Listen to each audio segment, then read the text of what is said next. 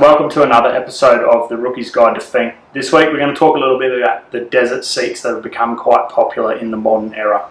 Now it seems like around 2014 that KTM and the Yamaha team both started running these fat desert seats, and it's trickled down to the average Joe Blow rider nowadays.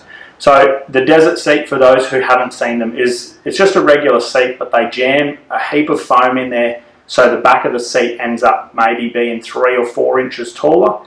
Now the idea behind this is it's more comfortable to sit on. That's the only benefit. So when you're sitting down, you've got a lot more cushion, so when you're hitting the square edges and the holes, you're basically not getting slammed in the arse through the seat, and helps your lower back out a bit.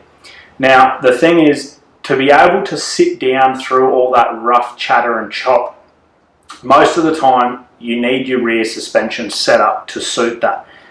If you just try and sit down with standard suspension, there's a good chance that you'll get kicked, and it may be a little bit more dangerous. So keep that in mind. In my opinion, there's no point having a desert seat unless you've kind of got your suspension set up properly by a tuner, to allow a bit more cushion in that first little bit when you're sitting down.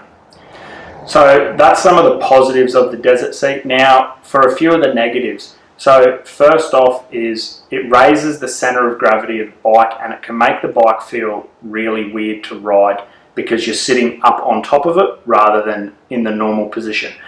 For some guys it doesn't bother them, for some it's a deal breaker. So keep that in mind, is that it will change the feeling of your bike. It will make it worse to corner. You maybe would use it at some other desert races, but you wouldn't use it in regular enduro riding. It would really upset the feeling and the balance of the bike. Another negative, for your shorter riders, when you're standing up, if you've got a heaps thicker seat, you're reducing the space from the seat to your ass. So if you do get a big kick from the back of the bike, you kind of have less safety margin there before the bike's actually going to hit you. And normally once the bike hits you in a kick, that's where it's going to try and throw us over the handlebars. So for taller guys, we're a bit more blessed. We have a bit more gap there, but for shorter guys, you are going to lose some of that. Again, some guys it doesn't bother them, some guys they really don't like it. So final thoughts on the big fat desert seats. To me, it's a lot of money to spend if you're only going in for a finish and you're only going to use this once. Yes, there are comfort and benefits for having it, but plenty of guys have won Finke without these big fat desert seats, so they are not a need to have.